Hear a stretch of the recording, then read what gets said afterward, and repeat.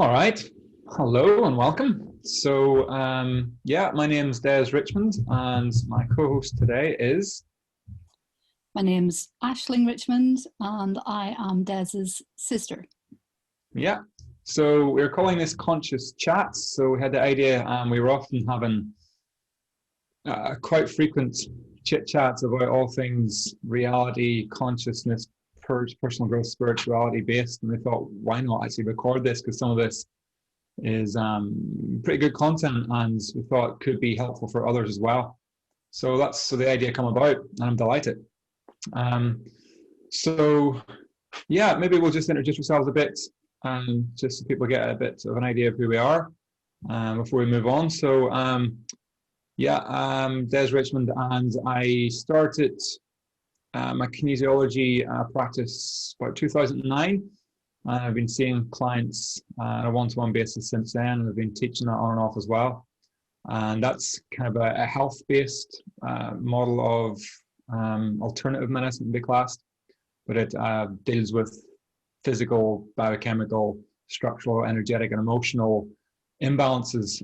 But I've since evolved from that, and my passions more lie towards coaching and helping people to navigate their own thoughts and emotions, to get out of suffering, and also to understand the power of thoughts and emotions to manifest our reality. So that's where I'm really at right now with that, and that's where I'm growing my work towards. So Ash, over to you.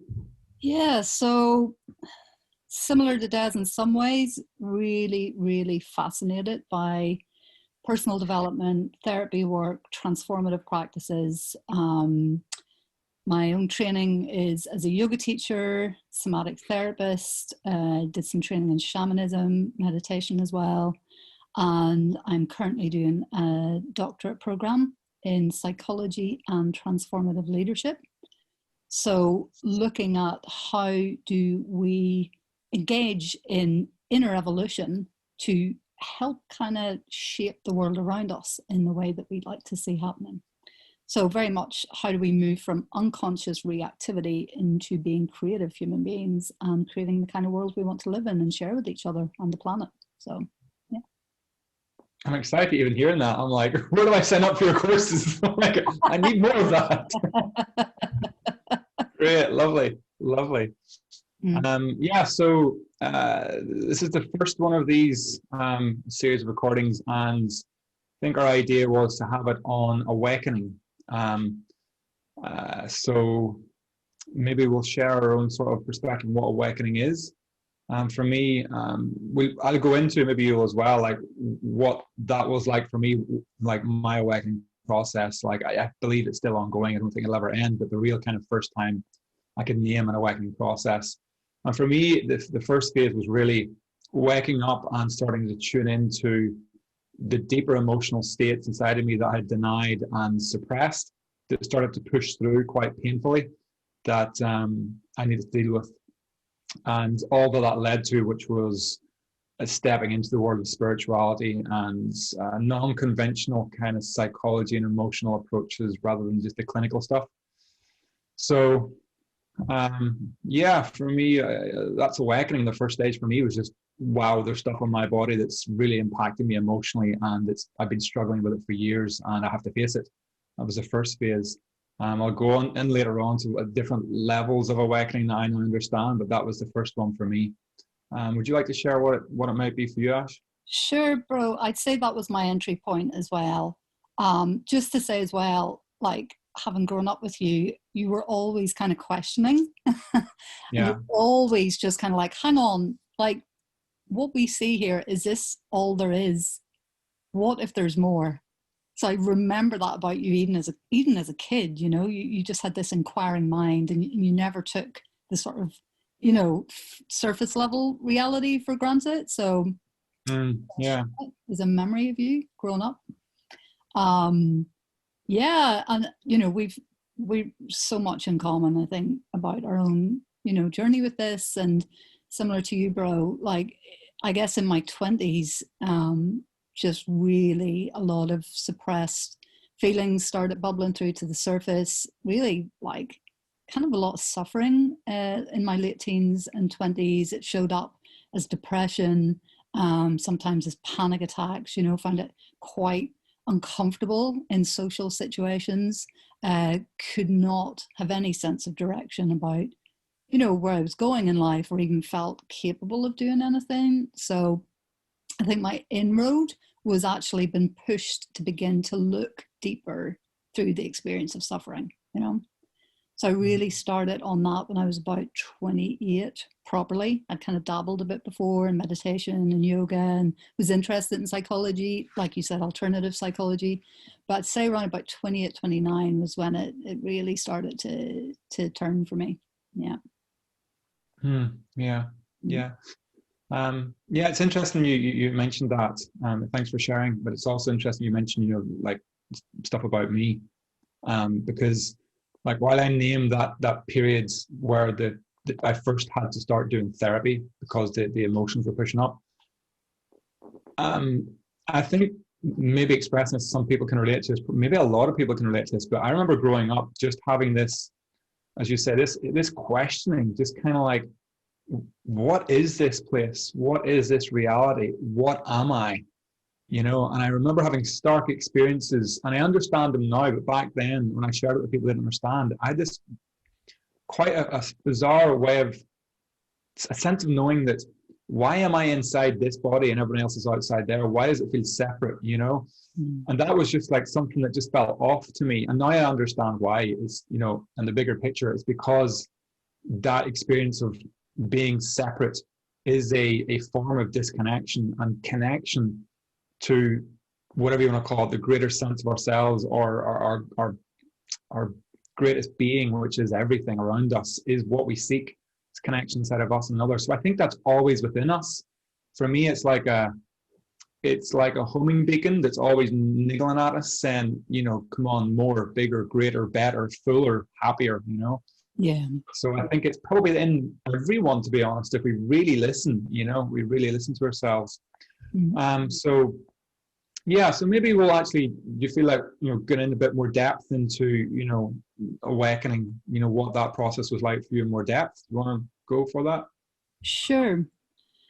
So I remember I was living in Spain at the time, in the south of Spain, and you were in Australia. And I remember we had a phone call, and we both talked about like difficult emotions that we'd been going through. And then this feeling of an experience we'd had where it was like a window opened up that suddenly gave space and peace and relief, you know. And I just always remember that because we were on the opposite sides of the planet, but we were going through the kind of beginning stages of awakening at pretty much the same time, which is remarkable, you know. So what was happening for me was I'd moved to Spain to live with my mom for 3 months, and around about that time, everything reached a kind of crescendo. It kind of reached a pinnacle of kind of internal suffering for me, and I just had this desire, this impulse. I have to find a way. I have to find a way. Like, why am I feeling this way? Why do these cycles of like depression and kind of feeling isolated and alone and alienated, why do they keep happening? And so it was almost like being pushed to a pressure point that made me then, you know, want to seek ways through. So there was a Buddhist monastery not too far from where we were living. So I started hanging out there. I started going up every day and just being part of talks and conversations that were beginning to open me up to the fact that within me, there are so many layers of experience that I just had been blind to. It was like I've been living in a fog and just kind of driving around, bumping into things and getting hit in the head with it quite a lot and like falling into holes and not knowing how to get up and out. And then suddenly like having conversations with people who are, hello, Wally, someone's joining in. With people who'd explored like the nature of our being and who could begin to map out experiences not only of suffering but how we find our way through it. Yeah. So that was the first place. It was like such a relief to actually be somewhere where people were beginning to talk about who we are, why we might suffer, what are the roots of that, and also ways through it. So that was a big opening point for me. And then remember after that flying over to Australia to be with you, and we started like exploring stuff both together and separately, like breathwork retreats and Jungian psychotherapy and meditation, and also a lot of nature connection. Like that was a big part of the kind of awakening process for me too, was being outside of an urban environment and just being around people who were actually inquiring into who are we, allowing the states of suffering to be felt, to be acknowledged, to be gone through. And I remember how scary that was at the start, because it felt like I was going to die if I allowed these feelings in. But then realizing as I went into them, I'd come out the other side. So he's like literally sitting on my lap right now. He's just looking for connection, right? Looking for connection. Speaking of connection, here we are. Right. No filters and animals, they just go for it. We're connecting and that's it. Oh my God. So, yeah, so that's kind of that's definitely the big turning point, you know, and that realization that actually in going into what was difficult rather than avoiding it, I came out the other side, and there was always this feeling of like almost like a bliss state or just sense of like, yeah, a feeling of just joyfulness, like I'd reclaimed something in myself, and coming out the other side always led to a feeling of, yeah, wellness and goodness and things being making sense, and just feeling like, you know, emotionally really well in myself, and able to connect more with other people, connect more with like nature, been able to see and connect with this kind of reality a bit more. So yeah, great, nice, thanks. Yeah, so do you feel like, you know, for you, bro, like what you kind of identify as your starting point with it, and maybe a bit about your experience with it too? And yeah, like looking back, I can see that like in some way I was half led, half just following my instincts, you know. Like my story was like I was clinically depressed at like 15 or 16 years of age, and you know, on antidepressants, and that hugely impacted me. You know, I got really addictive and I put on loads of weight, and yeah, that was tough. And I was on and off those meds for like a decade, and it really got to the point where I was really recognizing that anytime I come off it, it would be okay for a while, and then I would get wobbly as hell, and I would just pop back on them again. But it really dawned on me, it's like, this is not how I want to experience my life, on and off medication and feeling so wobbly and dependent on them. So I think there was some instinctive, well, actually, yeah, I think there was some instinctive knowledge just to go to Australia, because there seemed to be a lot more available there. Plus, it wasn't too culturally different from what I was used to. So it was quite a nice kind of place for me in a way to begin this process. But I remember bringing antidepressants with me just in case. But I kind of knew I would never take them again. I would just knew I'm done with them, you know. But it was this sort of little crutch that I had with me. And I remember distinctly, I was living in this guy's property with some other backpackers doing some work. And I remember I've been off medication for quite a few months now, and the mood got darker and darker and darker. And I recognized the edge in me where I knew if I crossed over, I wouldn't be able to manage myself like I had before when I was a kid, like 16. It was literally system shut down. I recognized that edge, and I was like, something has to change. So I gravitated towards working with this guy who was into meditation. So I just went to him and I was like, look, here's the story with my life so far. I need help. What would you suggest? And he pointed at me. He's like, right, you need to go to this retreat. You need to start doing breath work. And I was like, fine, sign me up. So I just bought a car, you know, quit working with him and just went up there and just like stayed there for like, I think it was 2 months, a month, maybe longer, a month before retreat. then did a retreat for 1 or 2 weeks and about a month afterwards. And that was the first entry point into any emotional upheaval. Yeah. There were other things before that were actually quite profound for me. It wasn't more the emotional awakening, but it was more the energy body awakening. And this is before I lived with this guy. I just played with it there and I totally forgot. So it started before this, where I was in Brisbane and I just started, the first time, just actually sat down to practice meditation, and something cracked open in me massively.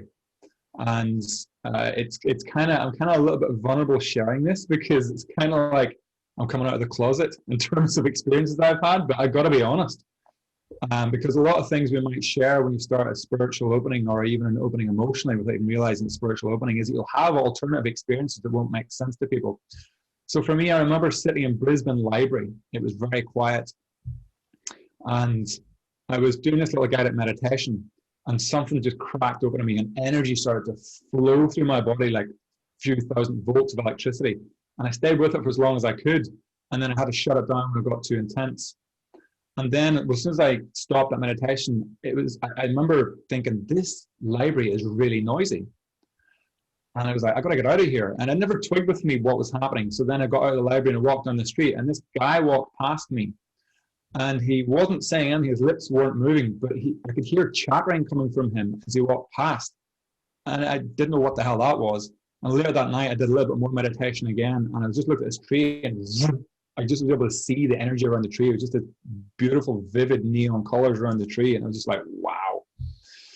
So looking back now, I can see that I'd cracked something open in me, and like quite a, I don't know, people call it maybe a Kundalini awakening. That's the only thing I could kind of relate it to. But I realized that I had opened up into psychic abilities, which I don't have now. It was just quite momentarily for that day, where I was actually hearing everybody's mental chatter in the library. There was no one talking. It was just really loud.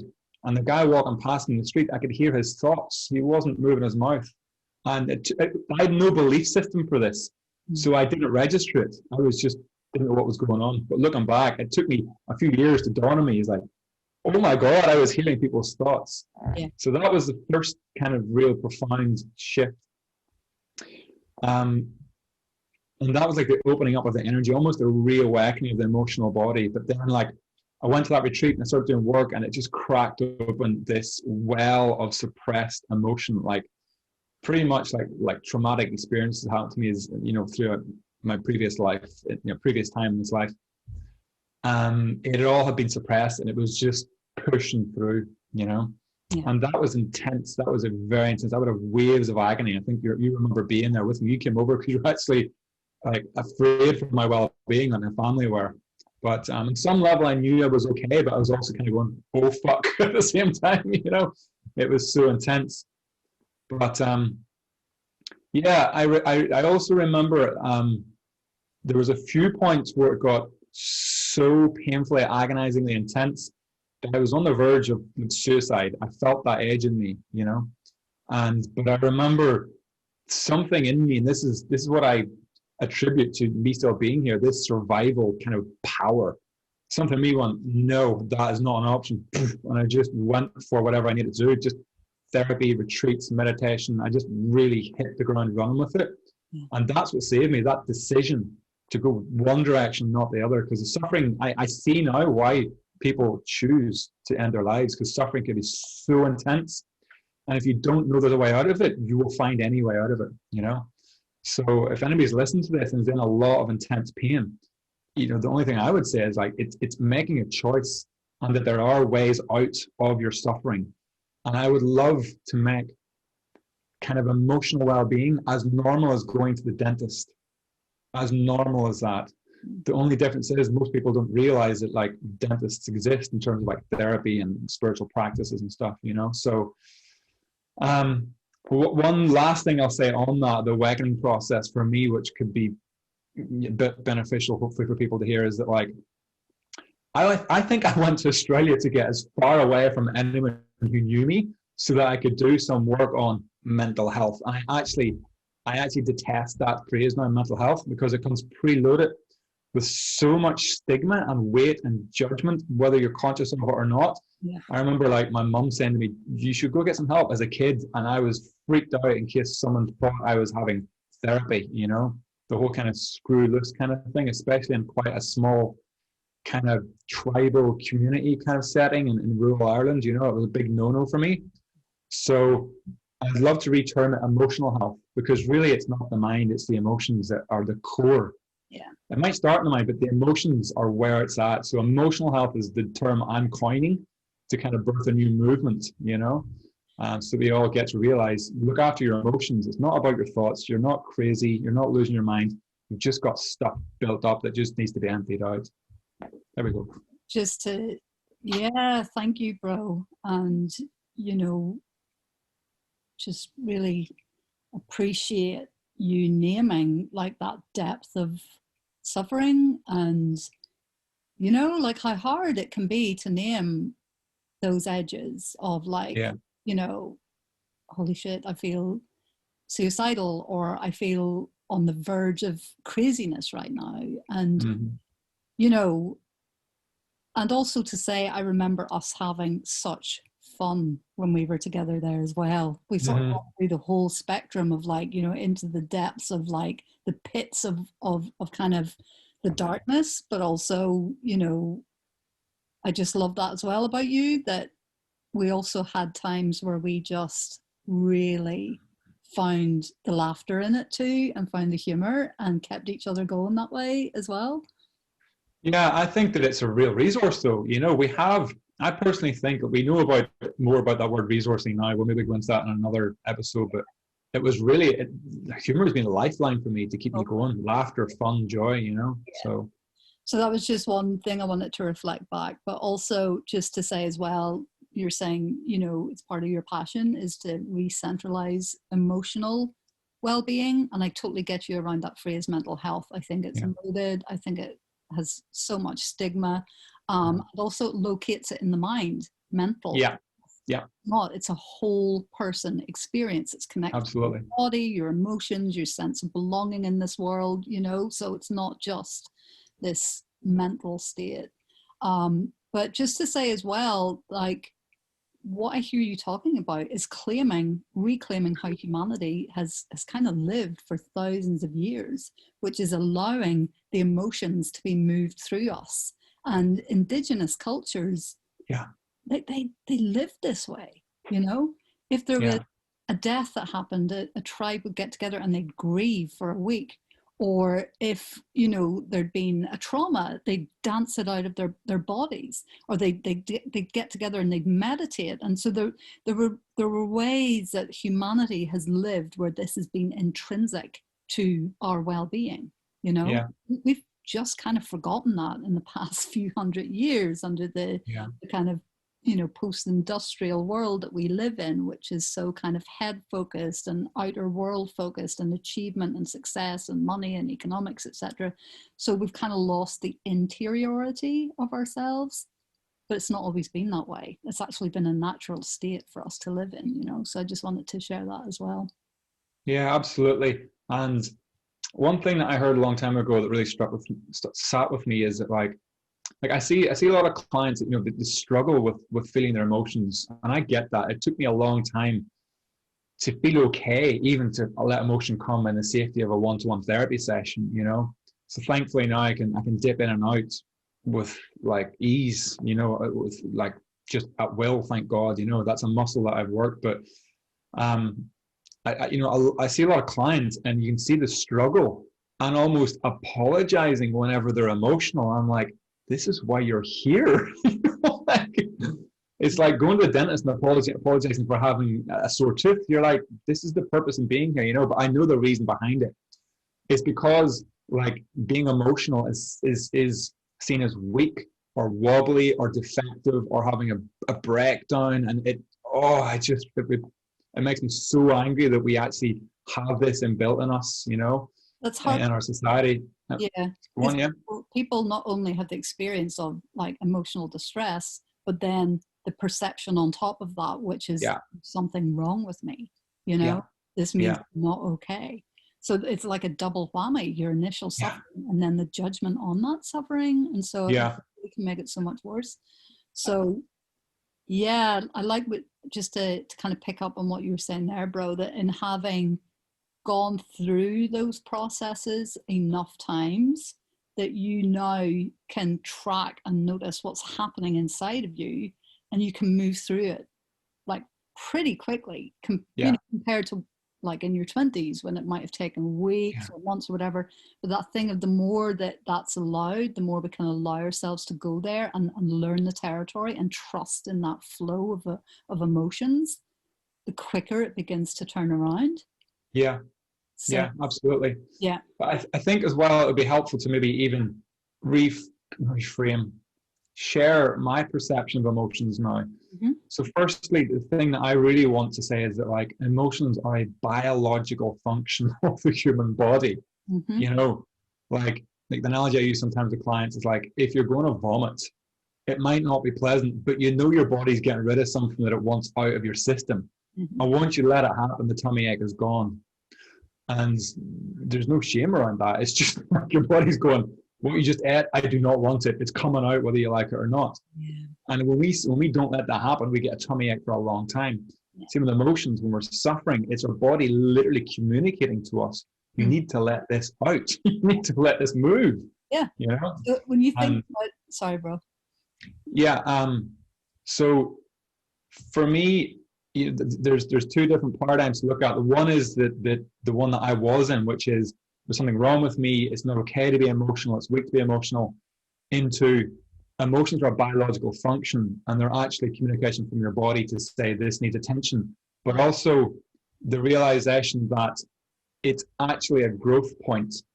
It's your body saying there's something you went through in the past that's still impacting your life, and it's time to move on from that so you can be free and relaxed and more yourself, whatever that is. Yeah. And once you allow the emotion to move through, you're liberated from that past event or trauma or whatever it is, and you're no longer governed by that emotionally, mentally, or habitually, whatever you do in your life. So it actually is your body trying to tell you this is the way to enjoy your life more. Yeah. Feel me, let it move through, and I will leave you alone, and you can move on and enjoy your life. So that's really the message, you know? Yeah, I'd like to just add on to that. Like, I suppose the way I look at it is, if you think of a little baby when it gets emotional, okay, it's crying because it has a need. Okay, I need to be held right now. I need love. I need food. I need warmth. Okay, so there's a communication about a fundamental human need that we have. And so you see that it's naturally inbuilt into little babies and little kids. Yeah. We have this, it's like a communication system, like you said. It's helping you to know that there's something going on that needs attention. Yeah. And it's a need that if we listen to it and give it that attention, it then shifts, you know? Yeah. That's why we see kids that are able to transform from like 1 minute they're like really like just crying so hard and like they're so fully in it. They're in it with their bodies, they're in it with their emotions, and then as soon as they get that need met, second later they're up running, playing. It's like the sun shines out again after the storm, you know, and that's just natural. Yeah. So we don't lose those needs. We don't lose those emotional needs and the capacity to move through them as quickly. It's just we get removed from them. Yeah. Through our cultural conditioning that says it's not okay to connect with them. Sit still, get into your head, focus on the outside world. But in the meantime, all this stuff can still be churning, but it's not getting attention. And the less we listen to it, the more we get separated from ourselves, and the more we can get separated from people around us, and the more we can get separated from the true purpose of being here in this life, you know? Yeah. So that thing of, it's not just babies and kids that have emotions and have genuine needs behind them. It's in us too. It's part of our humanity. Yeah. And I've found that when I've gone there, allowed the embodied emotions to come through, it's like a feeling of being more real. Yeah. You know, it's actually, I feel more real. I feel more here. I feel more present. I feel like my being, like I'm actually feeling more alive.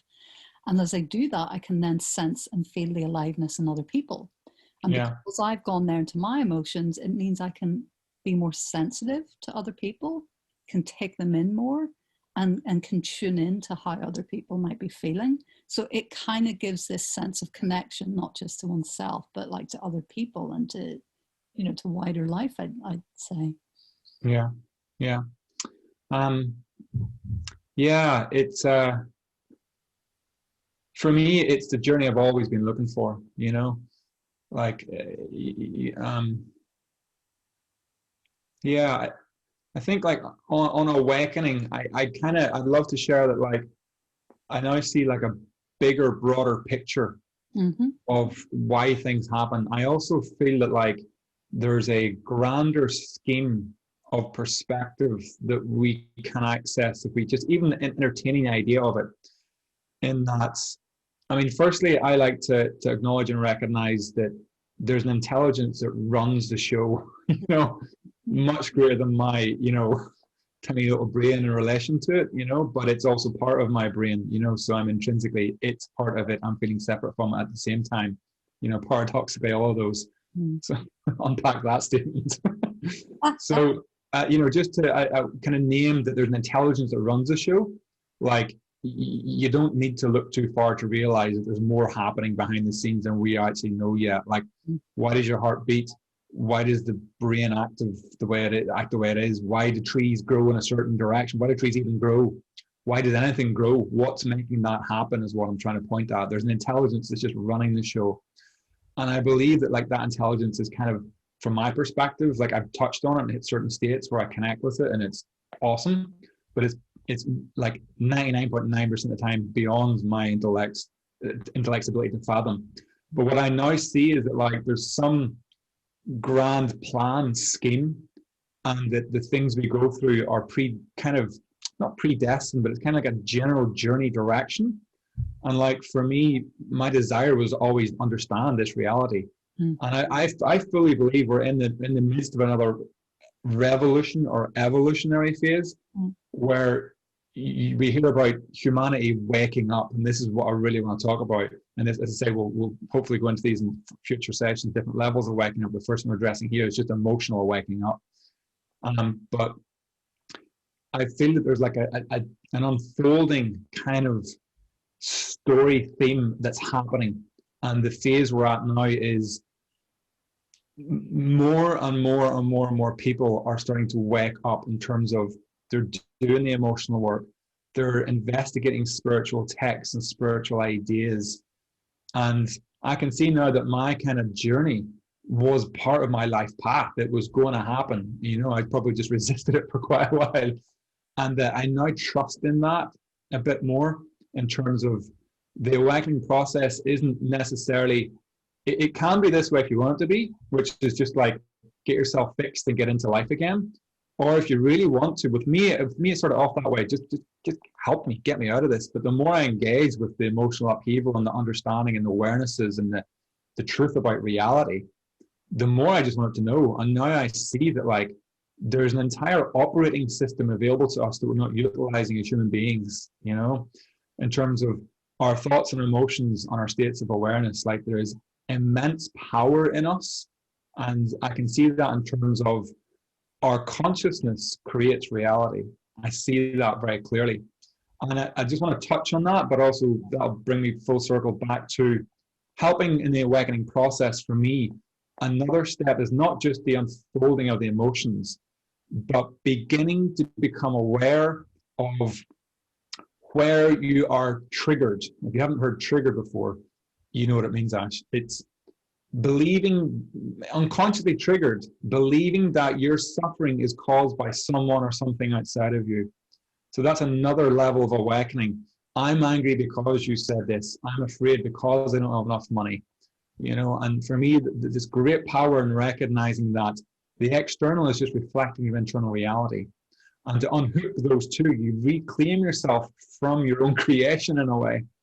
And you bring your attention into those emotions and you do the work to clear it out, to then settle down the external situation. But it's more just a point towards the truth that, and this takes work to get into the sensitivity of it in your body, that, like if you're in a challenging relationship, you're not necessarily in a challenging relationship. You're in a challenging place inside yourself, relating to something externally. It's a whole different shift to make. And a lot of people don't realize they're sitting and waiting through suffering and believing it's because their external life isn't the way they want it to be, when really it's just life saying, come into your body and sort out this shit, and the external will take care of itself, So it's a kind of a step up from clear out your emotions. It's like your perception is because of your emotions. What you're seeing in your external is actually your internal reality externalized. Yeah, I remember a teacher we studied under for a little bit, and she gave this kind of roadmap to it. She said, first level, everybody's so suppressed in a relationship that they're not acknowledging anything. It's pure avoidance. Nothing gets named. It's all bubbling beneath the surface. The next step is people express their emotions, but it's like, you're doing this to me and you're doing this to me. Okay, so it's like that thing of like, yeah, fight. And then the next step up from that is like, oh, one finger's pointing at you, but I've also got 3 fingers pointing back. So what do I need to look at? Yeah. Own. Okay. And then she said that the 4th step is that maybe we don't need to get into those dramas in the moment and entangled, that we can kind of do that self-reflective piece even by ourselves or in the moment, while there might be like a kind of trigger point happening. That's pretty tricky stuff to get to. But those levels of like avoidant, then getting into battle about it, then beginning to see, oh wow, like we're kind of pointing fingers at each other, but where's my place in that? To then getting to the point of either in the moment or going separately away from your partner or friend or colleague or whomever, and you kind of really take responsibility for that yourself and realize this is primarily my stuff that's getting activated here. I can recognize that. This reminds me of mom. This reminds me of dad. This reminds me of the experiences I had when I was small. This may even be related to things I don't consciously have awareness of, but I can feel it in my body. I can feel an activation. There's a charge here. Yeah. And like you said, there's a liberation in that, because then it's not about how another human being is being in relation to me. It's how can I take that responsibility for my internal environment and own my own responses, take care of the emotions. Often what happens is my emotional state can be dependent on you making it better, you fixing it. So it's a nice job. If you were different, I'd be okay. You were different. Not you personally. Well, sometimes actually. If you're honest, yes. If I'm honest, I'm deeply unconscious. You need to be different, so I'm going to be happy. That's it. But, I remember you used to say this, like sometimes with previous relationships, and I might be in a partnership that just, was perfect for the time that it was, but it was also, I might have been in a state of kind of like, oh, if only they were different, and if only they'd listen, if only they wouldn't do that. And you would say to me, Ash, you're asking an oak tree to be a bamboo tree. Yeah. They are, you either decide how you're going to be in relation to that person, or you kind of move on and acknowledge it's not working. So the kind of webs we get caught up in. Yeah, it's intricate though. It takes real work to get to levels of awareness of what's happening within our own reality. Even the awareness that there is something happening in our own mind and emotions, that's a huge leap to make. But when you get there, it's liberating. You're like, number 1, I attract people to me to show me my patterns. Mm-hmm. Number 2, I can heal those patterns and either get closer to this person or recognize it's not right for me and move away to a more aligned relationship, But it can take seconds, minutes, months, years, decades to that journey, with one partner. It's amazing. So we don't know. Yeah, absolutely. And just to say as well, like it's a never ending journey. I don't want to sit here and say I'm cured, or I'm enlightened. I'm not. Like triggers come up still, like, on a weekly basis. And it's just having that bit more of a space to navigate around them and at least get curious around them, if nothing else. And have some tools and some ways to kind of engage it you know, and let yourself Yeah. be moved by it rather than bowled over, you know. I think what I'd like to do is kind of like, what I love hearing from people is like, it's like, yeah, stories are really fascinating. I love them, but also, what are your tools? Like, Yeah. it's like, you know, it's like, if you're excited about building a car, tell me about the car you built, great, but show me how you did it, and I want to do it too. Well, that'd be So, great like, to just invite people if they're listening still. We hope you are. Love to hear from you as well. Like, feel free to yeah, share in any comments in the bottom of this kind of YouTube clip your yeah, experience around any of the content we've talked about here, and also what helps you to navigate yourself and your emotions and your relationships. You know, yeah, let us great know if idea. there's any questions you have. Like, just let us know. Yeah, I think Um, it'd be helpful for, sorry, I'm going to say something else there. there's one other thing I'd like to address in terms, like, just talk about in terms of Yeah. emotions and the importance of like the emotional work, but I can go on to that after in a sec, bro, if there's something else you wanted to add there. Yeah, just share the tools that have been impactful for me, you know, like, like, yeah, my journey is still ongoing, you know, like, so I don't feel I'm complete. I don't know if I ever will be, but I'm sure as hell much more contained and, you know, able to function with whatever happens within my life, within my emotions than I've ever been. But the big influence for me, well, the first one was Eckhart Tolle, like that book, The Power of Now, was phenomenal for me. It was the one that firstly brought me into sensitivity to my body. You know, that was the first ever book that I read that landed with me, and it landed big time. And I studied it and read it again and again and again, and it was profound for me. And it was just that ability just to listen and watch the emotions, and they would settle. That was phenomenal for me. And then to actually name the watcher of the thoughts and emotions and orientate towards that within myself, that was like, wow, I got that, I experienced that, and it was alive in my body, and integrated, you know, in a matter of months I'd integrated that. I was like, bang, I got that. And that one technique that I got from his book, that stood to me for like a decade. It was my main thing, was just listen to the emotions, listen, listen, listen, listen, listen. And most of them will just settle down and watch the thoughts and let them go, let them go. That one tool was phenomenal. Another one was starting to hear people talk about like the law of attraction and manifesting.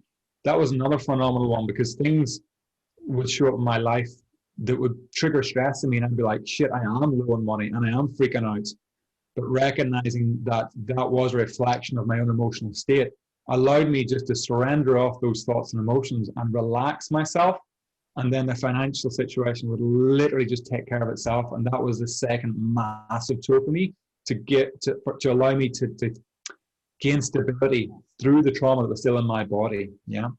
The third massive one, and I'd say you probably agree with this for me, is somatic experiencing. Mm.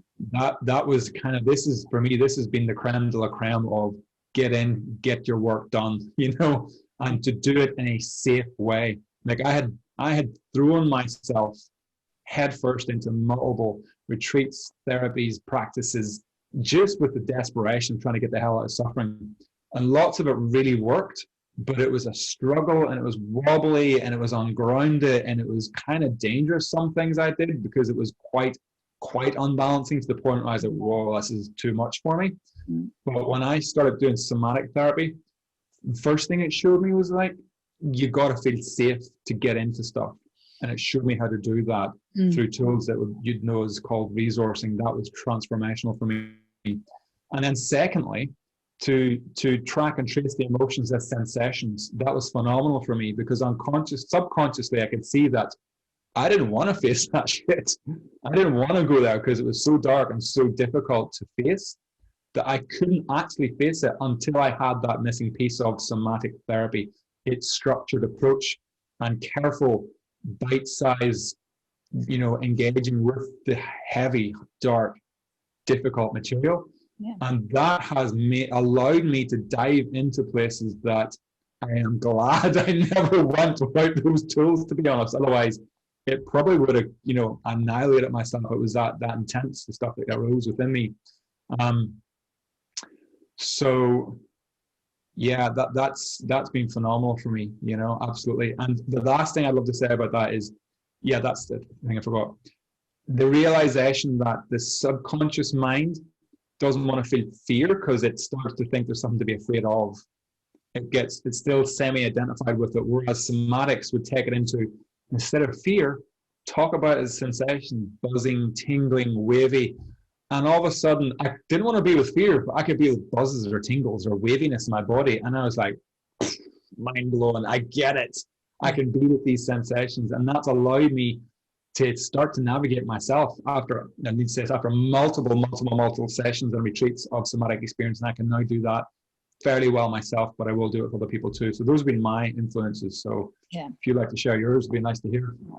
Yeah. I mean, we could do a whole session around that. I mean, absolutely. Obviously, you know, we both explored somatics, and like that to me is the core process. But in terms of working through whatever fears might be there, whatever heavy emotions might be there, whatever kind of struggles might be there, the body is the gateway through. That whole thing of the emphasis on safety, resourcing. So it's kind of like you can explore out a little bit to what might feel like an edge of like what's kind of tolerable.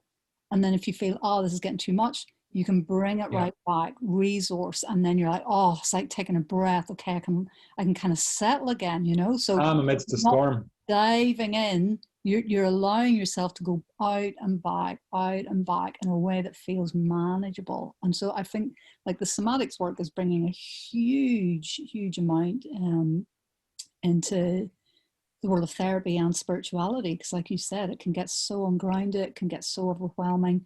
But the somatic approach, it's just so careful, and it has a deep understanding of our nervous system and how to navigate that well. Yeah. So I guess just coming up to the end of the session today, but I just want to bring in one other thread that we can pick up a little bit more. Like for me, a big part of being able to navigate through the fears, the traumas, the depressions or things like that is that it allows me to contact the passion of my soul and to get a sense of where that intelligence that you talked about, that actually this intelligence that life is made of, where I'm being called to go to, that kind of also makes me feel most alive, most fulfilled in life. So as I've cleared a lot of that stuff, a lot of the trauma, a lot of the fears, a lot of the depressions, it's given me space to then access the passion that's in my being, you know? And once you can, it's like a slipstream that you then can get into and swim in, and you're kind of taken, and you find like supports come through, and, you know, opportunities and meetings and things that don't make rational sense, but you feel, God, as soon as you kind of line yourself up with what feels like your kind of soul's purpose, remarkable stuff can happen, like magical stuff, you know. I'm getting tingles just listening to you. I love that. Yeah, brilliant. And we could do a whole session on that as well. So again, you know, for people listening, if there's stuff you want to hear more about in what me and Des have been talking about, just let us know. I'd love to hear more about this, or what did you mean about that? Yeah. We can tailor it to where your curiosity is as well. So yeah, brilliant. Yeah, for me, like just on what you said there, like the payoff of doing the emotional work isn't just like relief. It's actually, as you say, it liberates your true potential. It allows you to tap into, as you say, those passions, those things that you maybe didn't even realize you could do or wanted to do. All of a sudden, your perception has changed, and you can actually see what you want to do and believe you can actually do it, or synchronistic things come towards you to guide you towards things you didn't realize you wanted anyway. And that's the magic starts to really happen. And for me, it started off this journey as just getting out of suffering, and now it's like, I want to get out of suffering more and more, which is always ongoing. But like, there's more and more magic starts to happen. You start to see that, like, what do you really want to do in life? Because you can choose that and actually get supported in that through just choosing it and releasing any resistance to it. So that's a whole other chat to have. But that's where my work is going, is actually, excuse me, helping people to realize that when you go into this journey to liberate yourself emotionally, you literally open up to a new person in yourself that is more capable of doing and being and having whatever it is you want. And it's a phenomenal thing to start to see that we have amazing creative potential, that we're supported by this intelligence and life that's always supporting us. It's always beating our hearts. It's always rooting for us for our highest good. Mm. And that's what suffering is. It's our deeper part of ourselves saying, get into this stuff, get out of the way, and enjoy your life more and more and more each time, you know? So just maybe one last thing. When we talk about the word intelligence, you know, life's intelligence for me is what moved me to get into what was painful, what was traumatic. That was intelligence at work. That's what was needed at that time. But then that intelligence can also mean that once you've done the bulk of your healing work, intelligence means a move towards well-being, you know? So that your well-being, that you need to caretake some stuff inside yourself for a while. But then it can also open you up to like, well, what does well-being really look like in my life? But not just mine. How am I moved to help support the well-being of other people's life around me, you know? Lovely. Yeah. So that to me is what that intelligence is. It's a movement towards well-being that shows up perfectly in how it's needed at whatever time in your life you need it at, you know? Yeah. So ultimately it kind of like blossoms into this sense of I'm moved not just to take care of my own well-being, but the well-being of other people and of nature and like what kind of world do we want to see here really? Does it have to be struggle? Does it have to be poverty for people? Does it have to be war? Does it have to be environmental devastation, you know? So that movement towards well-being to me is like that's kind of the core of it as well. What comes to mind with that as well is that I recognize that every time I was like on the edge of like, this is too much for me, I would always make the decision, I'm getting out of this, I'm getting through this. And every time I would make that decision, the perfect thing showed up. So if anybody's listening right now and need help, all it really takes is you just make the decision, even if you don't have the finances or don't know what to do, you just decide, I'm going to feel better, I'm going to get out of this, I'm going to improve in some way.